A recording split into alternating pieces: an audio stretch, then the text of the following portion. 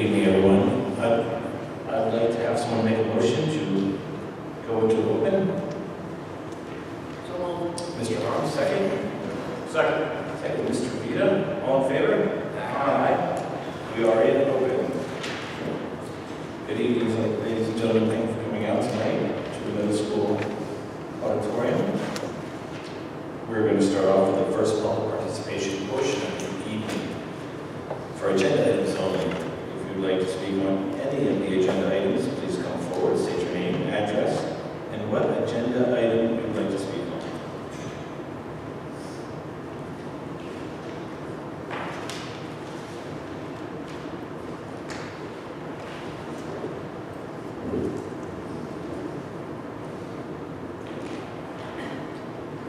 Soldiers in 150 Burwell Street. Regarding item number 2 and 3. I presume 3 is the, for lack of a better word, substitute for the transfer. That is correct. Number 2, we had a staff member whose job responsibility was 2 periods a day at the middle school, and the rest of her day was at the early childhood center. As students age into the program due to the early intervention program, the numbers do increase at the early childhood center. So there is a larger need there, and that's why she now, as of April 13th, will be spending her entire day at the early childhood center. So therefore, item number 3 would be the person who will now be covering the work that she was doing at the middle school for 2 periods a day. There's some rearranging of schedules to accommodate that, but the end result there is that person will be doing an extra period, 1/8 for the remainder of the school year. Thank you. Number 7, the waiver application, just an explanation of what that is. I guess the part that's of notice to me is the number of tenured evaluations from 3 short evaluations for tenured staff to 1 long observation. Yes, the state, due to the large number of evaluations that are being conducted for the year because of the New Jersey, Achieve New Jersey, the state has allowed districts a little flexibility to file a waiver with them to decrease the number of tenure evaluations from 3 for the year to 1. And what the districts have to do, they have to give an explanation why we want to do that. And certainly we have so many new initiatives that we want to target through walkthroughs and things such as that. And this will free more time for administrators to do this stuff. So that is the reason for the waiver. We still have to be approved by the state. So this is just the waiver. It's not the approval.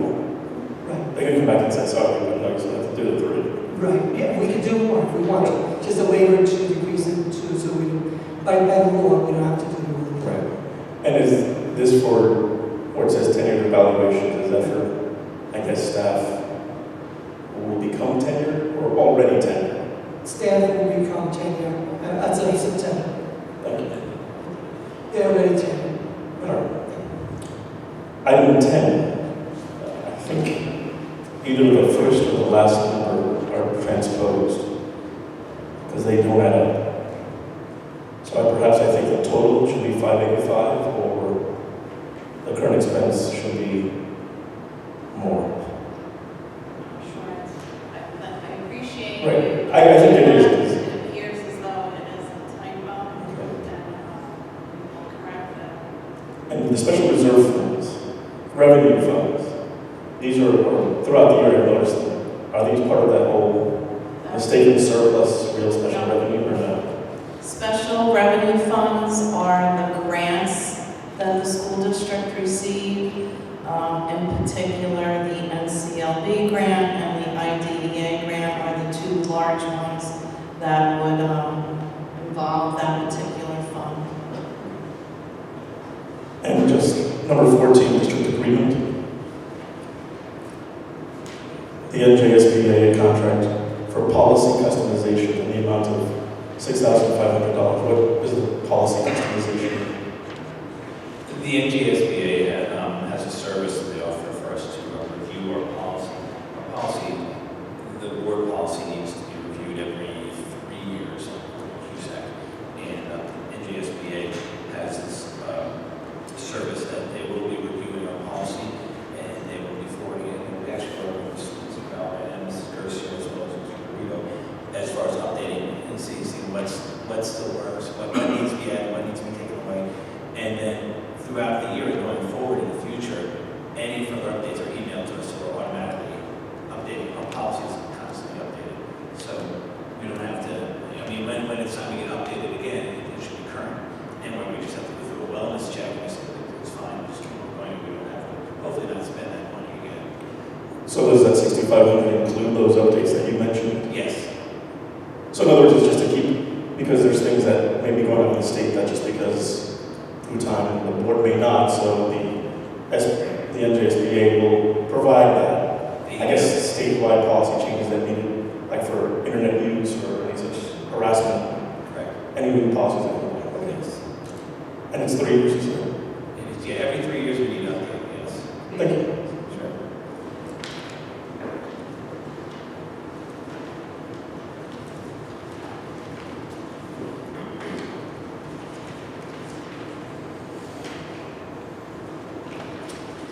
Seeing there's no one else, we'll close the first public participation portion of the evening tonight. And now we're going to go into committee reports. Does anyone have a committee report for this evening?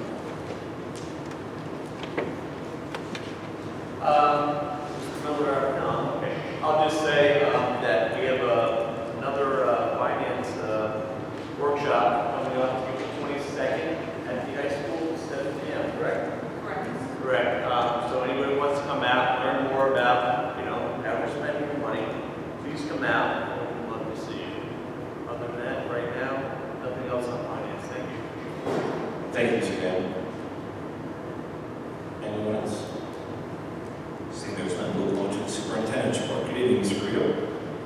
Good evening, Mr. Miller. Thank you very much. I just want to report on a couple of items that have come up. First of all, the New Jersey QSAC, which is the monitoring done by the county office of the State Department, has been rescheduled. It will take place with an audit, a desk audit, on May 21st. Members of the Department of Education will be in the district on May 21st. On June 8th, they will return to do a walkthrough of our buildings and classrooms. So I just wanted to make sure that that is reported. Excuse me. Also, the end of the year park testing will begin the week of April 27th, and the window will go until May 15th. So we are going to be testing again, beginning on April 27th and ending May 15th. The first part of the performance-based test went very well. A couple weeks ago we ended it, so we're hoping that the end of the year assessment goes just as well. And a little bit of good news, the district just received news that we were granted a $4,000 grant to be used for the purpose of a literacy summer program. So we're very happy that and hope that that is a good sign. We are still awaiting possibly 3 or 4 additional grants that are being reviewed, and hopefully within the next month or so, the district can have more good news for the public that we are receiving grants, and we are going to make sure that they go and they are earmarked exactly what they're supposed to be for. So this grant is going to be used for literacy in our summer program, our Title I program. That's all I have, Mr. Miller. Thank you. Can I just ask a question? Sure. In terms of incoming grant money, because right now we're setting the budget, any grant money can offset budgeted amounts, or that's, on top of what we have. In terms of revenue raising. In terms of Mr. revenue raising taxes. This somewhat relates to the question Saul had earlier today. The budget that we put together and showed to the district is primarily our general fund budget. Any grants that we receive would become part of the special revenue fund, which is a separate fund that has to be recorded separately. Okay, so that's where the grant money would be in. Right. Okay. And of course, it's due to the fact that we have to follow the regulations within the grant on how it's spent. We can't pick and choose how we spend that money. The people that give us the grant have certain requirements we must follow. No, because this is the first year, you know, when actually contracted some of the grant monies for us. I just wanted to understand the dynamics of how we set the budget versus all the revenue that comes in, you know, including grant money. You know, can we use part of the money to offset the budget, the tax, or we can't? Okay, all right, thank you. Thank you, Mr. Curcio. Now we're on to personnel, where I'd like someone to make a motion to approve agenda items 1 through 4, 1 being district substitutes, 2 being staff transfers, 2014-2015, 3 being additional section, and 4 being leave of absence request. Do I have a motion? I'll make a motion. Mr. Dam, second. Mr. Harms, any questions or comments? Madam Secretary, please call the roll. Vice President Harms, Yes. Mr. Balaban, Yes. Mr. Bowman, Yes. Mr. Brunkenstein, Mr. Dan, Yes. Mr. Gerton, Mr. Nelson, Yes. Mr. Vita, Yes. President Miller. Yes. On roll call, motion carries. Thank you, Madam Secretary. And now we're on to education. I'd like someone to make a motion to approve agenda items 5 through 8. 5 being educational trip requests, 6 being education programs, 7 being waiver application, 8 being 2015-2016 district first aid procedures, physician standing orders. I'll make the motion. Mr. Nelson first, second. Second, Mr. Vita. Any questions or comments? All in favor? Aye. Opposed? Those items are passed. I'm going to abstain on number 7. So noted. Mr. Bell, number 7. Those items are passed. Now we're on to business, where I'd like someone to make a motion to approve agenda items 9 through 16.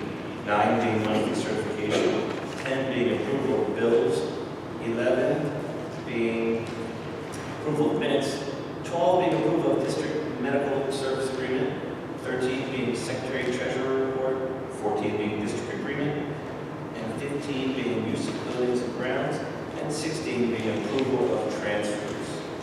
Do I have a motion? Mr. Harms, second. I'll do it. Mr. Dam, any questions or comments? All in favor? Aye. Opposed? Those items are passed. And now on to continuing business. Mr. Green. Thank you, Mr. Miller. As of today, April 14, 2015, there have been 3 students identified as now residing in Roselle Park and therefore removed from our schools. Thank you. Thank you, Mr. Green. And now on to new business. Does anyone have any new business they'd like to report on? Seeing there's none, we'll go to public participation. It's our second public participation. And if you'd like to speak on any issue, please come forward. State your name, address, and what you'd like to talk about.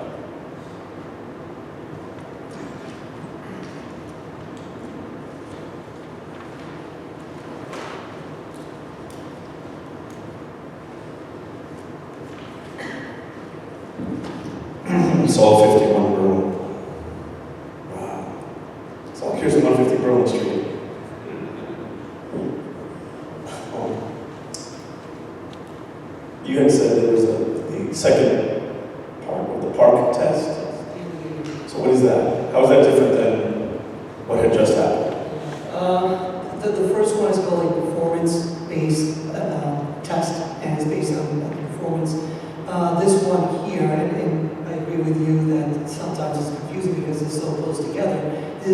end of the year exam. So it's cumulative, it's supposed to be what students learn from September to now, or to the end of the school year. The performance is based only on just the performance for those areas, language, arts, and math, which, although it may sound, It's the that's history. no difference, it's just, yes.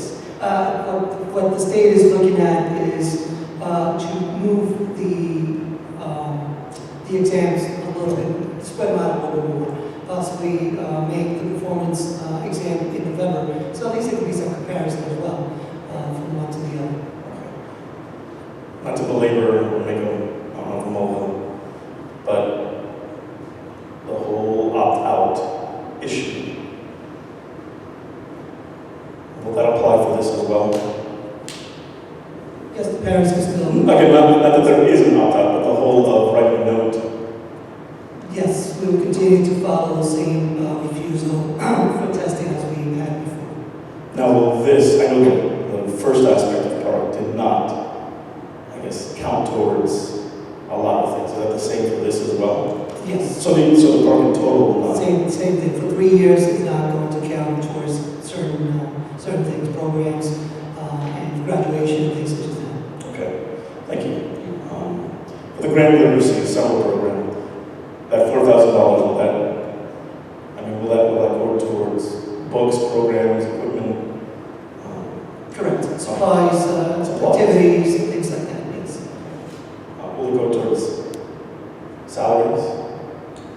I do not have the grant in front of me. It may be for someone who is supervising the program. That's what you're saying. Or someone like that, yes. But I do not have that grant in front of me. Okay, But I can have that for you for the next meeting. thank you.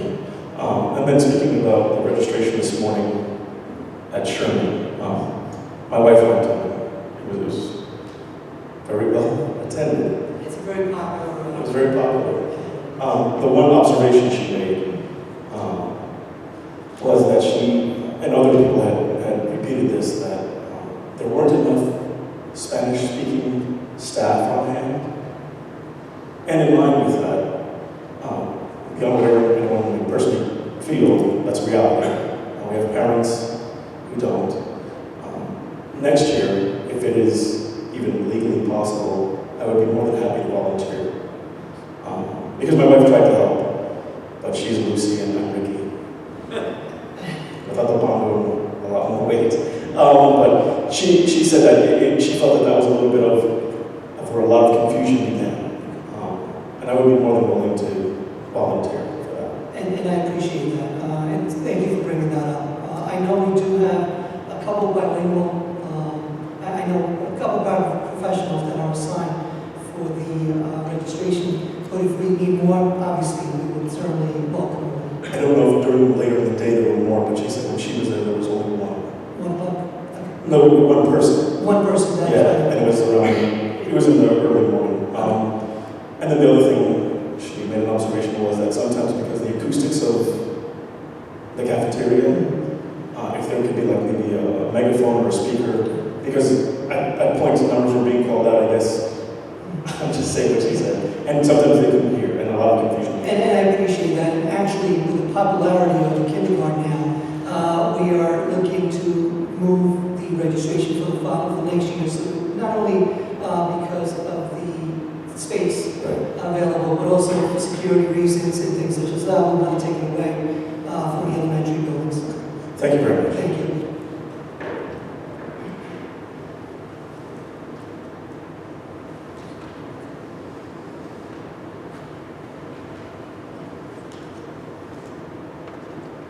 And so we appreciate that input, and as we appreciate input from the community.